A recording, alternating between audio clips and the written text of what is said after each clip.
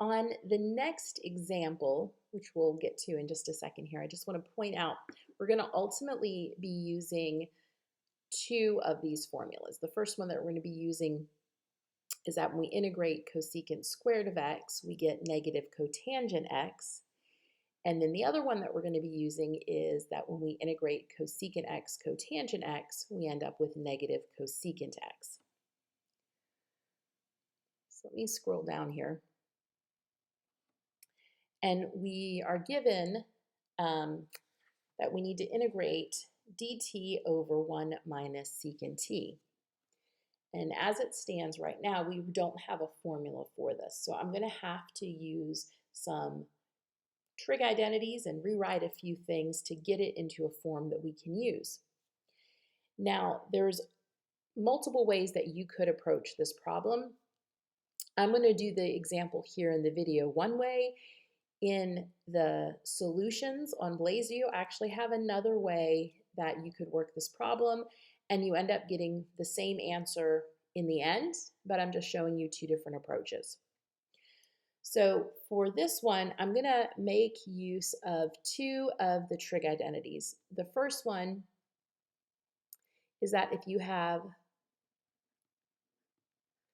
secant squared t, it equals tangent squared t plus 1. So that's going to come in handy. And the other one that I'm going to be using is cosecant squared t is equal to 1 plus cotangent squared t. So we're going to use both of these in just a little bit.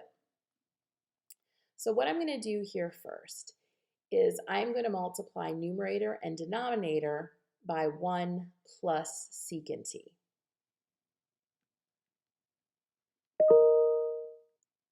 Sorry about that. So I've got 1 over 1 minus secant t. And then again, we're going to multiply numerator and denominator by the conjugate.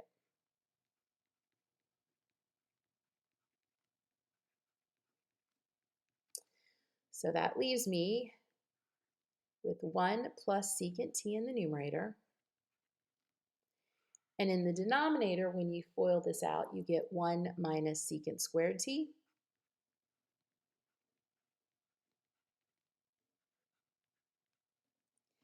Now, this is where we're going to use the first of these trig identities. 1 minus secant squared t, if you rewrite this identity, it gives you negative tangent squared t. I'm going to put the negative in front. So I have 1 plus secant t over tangent squared t. Now what I'm going to do is I'm going to separate this into two fractions. The first fraction is 1 over tangent squared t, and another way to write that is just to write cotangent squared of t.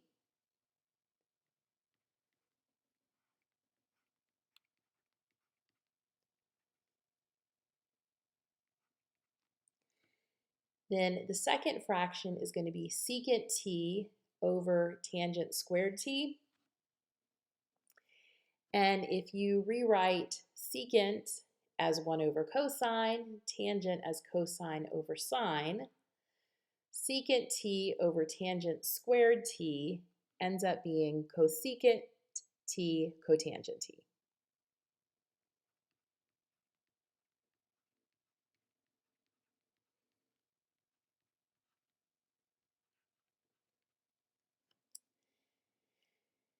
Now, cosecant t cotangent t, that is one of those forms that we had on the first page. So the second part of this is good to go. What I need to do is I need to rewrite the cotangent squared t. So this is where that second trig identity comes in handy. I can rewrite cosecant squared t equals 1 plus cotangent squared t. I can rewrite that solving for cotangent squared t, and I'm left with cosecant squared t minus 1. And that is a bit of a tongue twister for me. So let me rewrite this.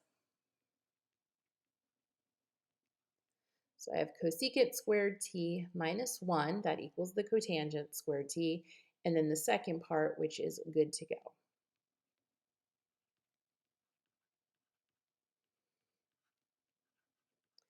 So now I can integrate this. Again, I'm not going to forget about that negative. When you integrate cosecant squared t, you're going to get negative cotangent t. When you integrate negative 1, you get negative t. And when you integrate cosecant t cotangent t, you get negative cosecant t. And that's going to be plus c. So now distributing my negative sign, I've got cotangent t plus t plus cosecant t plus c.